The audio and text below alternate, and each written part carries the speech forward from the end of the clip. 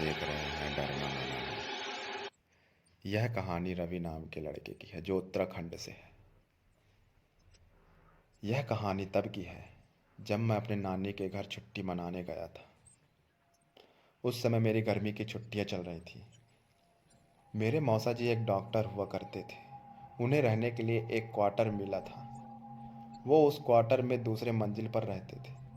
उनके फ्लोर पर एक बालकनी भी थी जिसके पीछे एक जंगल था। और रात के समय उस जंगल से अजीबोगरीब आवाज़ें सुनाई दिया करती थी।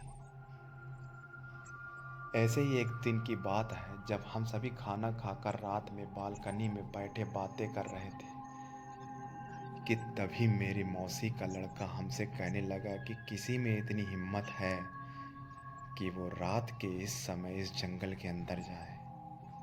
हम सभी हंसने लगे और उससे कहने लगे कि क्या फालतू की बातें कर रहा है। भला कोई इस जंगल में इतनी रात क्यों जाएगा। कहीं कोई जंगली जानवर मिल गया तो सामत पक्की है। सब हंसने लगे। वो बोला कि मैं मजाक नहीं कर रहा हूँ।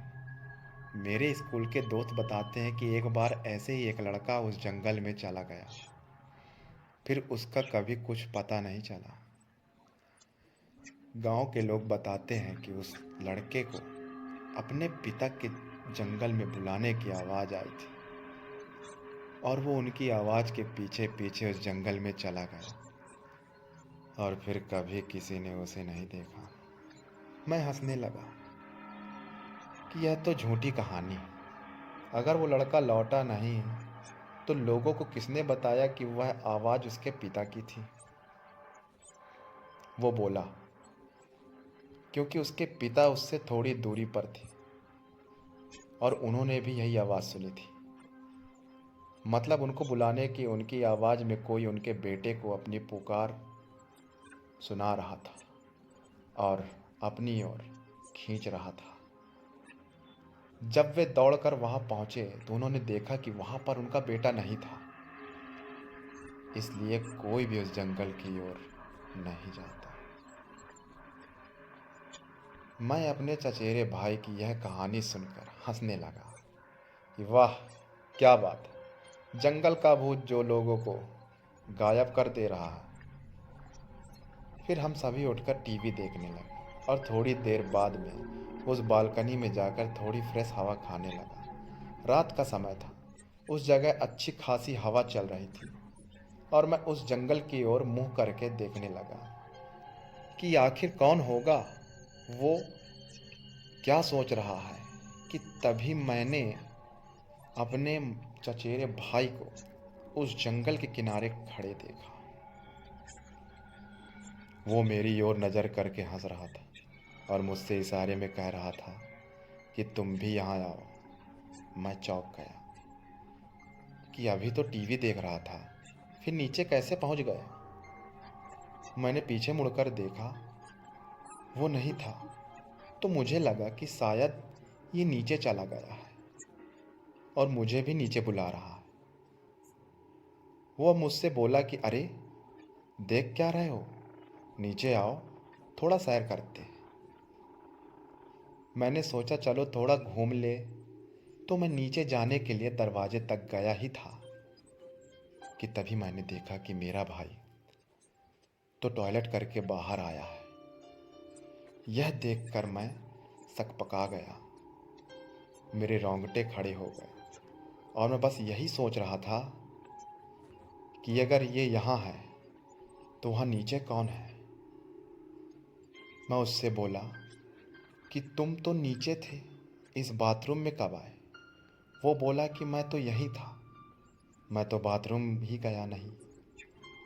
तुम क्या बोल रहे हो। मैं उससे बोला कि मैंने अभी अभी तुम्हें उस जंगल के किनारे देखा था और तुम तो मुझे बुला भी रहे थे। वो बोला मजाक मत करो, तुम्हें क्या लगता है मैं डर जाऊंगा। मुझे पता है कि तुम मुझे डराने का प्रयास कर रहे हो, पर मैं डरने वाला नहीं। इतना कहकर वो टीवी देखने चला गया। पर मुझे यकीन नहीं हो रहा था कि ये मैंने अभी क्या देखा है। उसी रात मैं जब सो रहा था तब किसी की मुझे पुकारने की आवाज़ आ रही थी। वो जो भी था मुझसे कह रहा था कि मैं तुम्हारा कब से इंतज़ार कर रहा हूँ, तुम तो आए ही नहीं। देखो जल्दी आ जाओ, फिर हम दोनों साथ में इस जंगल के अंदर घूमेंगे। इस बार यह आवाज़ मेरे भाई जैसे नहीं थी बल्कि किसी ऐसे बूढ़े आदमी की थी जो काफ़ी लंबा होगा और बहुत ज़्यादा सिगरेट पीता होगा। रात भर मुझे उसकी आवाज़ें आने लगी और फिर जब सुबह मैंने सबको ये बात बताई तो सबने मुझसे कहा कि ऐसा होना यहाँ आम बात है। तुम उस ओर ध्यान मत दो और अपना काम करो और भूल कर भी उस जंगल की ओर मत जाना। उसके कुछ दिनों के बाद भी मुझे उस जंगल की ओर से आवाज़ें आती रहीं। मैं उस जंगल की ओर जाना ही बंद कर दिया, उसकी तरफ सोचना भी बंद कर दिया। फिर एक दिन क्या हुआ कि मेरे चचेरे भाई ने मुझसे बोला कि चल अपन घूम के आते हैं, अभी थोड़ी लेट है, जाने में तो अपन घूम के आते हैं। तो मैंने कहा चलो चलते हैं, घूम के आते हैं। जैसे ही हम रोड के उस पार पहुंचे तभी एक जानवर की आवाज़ आई और ऐसा लग रहा था कि वो जानवर हमें कुछ बता रहा है। मैंने अपने चचेरे भाई से बोला कि देखो किसी की आवाज़ आ रही है और ऐसा लग रहा है कि वो कुछ बताने की कोशिश कर रहा है। पर मेरे चचेरे भाई ने बोला कोई बात नहीं, हम थोड़ी दूर और चलते हैं। तू डरता क्यों है, मैं हूं ना, तू डर मत, हम चलते हैं आगे, मैं हूं। तो मैंने कहा चलो ठीक है, चलते हैं। जैसे ही जंगल के अंदर गए वहाँ एक परछाई सी दिखी और परछाई से दिखी तो मेरा चचेरा भाई बोलता है कि तुम हिलना मत और अपनी आवाज़ एक भी मत निकालना, चुपचाप खड़े रहना, जैसा बोल रहा हूँ वैसा करना। मैं वहीं पर डरा हुआ सा सहमा हुआ सा खड़ा था। मैं कुछ भी नहीं बोल रहा था, मुझे कुछ समझ में नहीं आ रहा था कि मैं क्या करूँ अब मेरी मौत निश्चित है। उसके बाद वो परछाई कुछ ही देर में गायब हो गई। फिर धीरे धीरे जाने के बाद हमें किसी जानवर की आहट सुनाई देने लगी और ऐसा लग रहा था कि कोई किसी को चीर फाड़ के खा रहा हो। किसी हड्डी के टूटने की आवाज़ आ रही थी। उसके बाद ऐसा लग रहा था कि अब इसके बाद मेरा जीवन जो है कभी शुरू नहीं होगा। मैं तो पहले ही समझ गया था कि मेरी मृत्यु हो चुकी है, पर क्या करता, अंदर जो आके मैं फंस गया था। थोड़ी ही देर बाद मैं बाहर निकला और देखा कि यहाँ एक गाड़ी की आवाज़ आ रही है और गाड़ी भी आ रही है। तो मैंने सोचा चलो ठीक है, कुछ अच्छा लगा मुझे कि गाड़ी आ रही है तो चलो ठीक, कोई बात नहीं है, मैं इधर से चला जाऊंगा और अपने चचेरे भाई को समझाऊंगा कि आज के बाद इधर मत आना। मैंने अपने भाई को बुलाया, जैसे बुलाया तो उसकी एक आंख गायब हो गई थी। मैं देख के डर गया और देखने के बाद मुझे कुछ समझ में नहीं आ रहा था। मेरा शरीर जैसे जम सा गया था। उसके बाद मैं इतना डर गया था कि मैं हिल भी नहीं पा रहा था। तभी मुझे एक रोने की आवाज़ आने लगी और मैं दौड़ता गया, भागता गया, उस आवाज़ से दूर होता गया और मैं जैसे पहुंचा हाईवे पे तो मुझे कुछ अच्छा लगने लगा, ये सोचकर कि मैं जंगल से बाहर आ गया। पर मैं जो सोच रहा था वो गलत सोच रहा था। मौत मेरा पीछा छोड़ नहीं रही थी। मैंने देखा कि मेरा चचेरा भाई तो मर चुका है। तो फिर मैं अंदर किसके साथ गया, मुझे कुछ समझ में नहीं आ रहा था।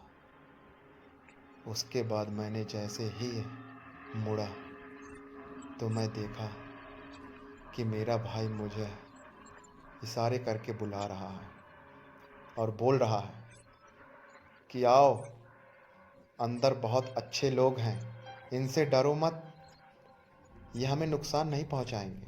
आओ, आओ जल्दी आओ मेरे भाई, अंदर आओ। और मैं यह सुनकर अचंभव हो गया। ऐसा लग रहा था कि सब कुछ खत्म हो गया। फिर जैसे ही मैंने अंदर गया तो देखा कि वहाँ मेरे नाना जी खड़े हुए हैं और मुझे बुला रहे हैं।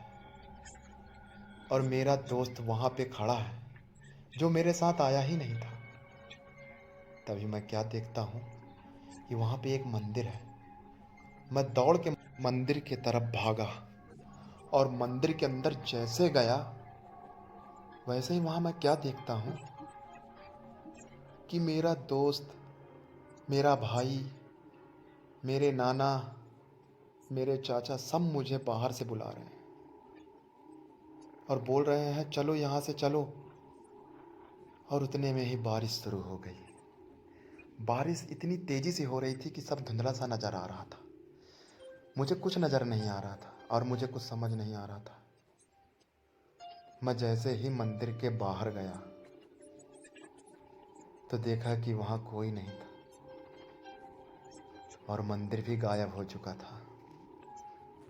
फिर मैं जंगल की ओर भागा और जंगल की ओर भागते भागते भागते मुझे एक लड़की नजर आती है। वो सिसकते हुए रो रही थी। मैंने उसके पास जाके पूछा कि तुम रो क्यों रही हो। तो वो बोल रही थी कि मेरे बाबा मर गए, मेरी माँ भी मर गई और मैं भी मर गई। क्यों मारा मुझे, मेरी क्या गलती थी जो तुम लोगों ने मुझे मारा। ऐसा क्या किया था मेरे परिवार वालों ने जो तुम लोगों ने उन्हें मार डाला। और तो और तुम लोगों ने मेरे साथ क्या किया। मैं तुम लोगों को कभी नहीं छोड़ूंगी। मैं आऊंगी और मैं अपने बदले की आग को बुझा के रहूंगी। उस समय मैं कुछ नहीं समझ पा रहा था। तभी मैं देख रहा कि सामने से मेरा भाई दौड़ के चला आ रहा है और उसके बाद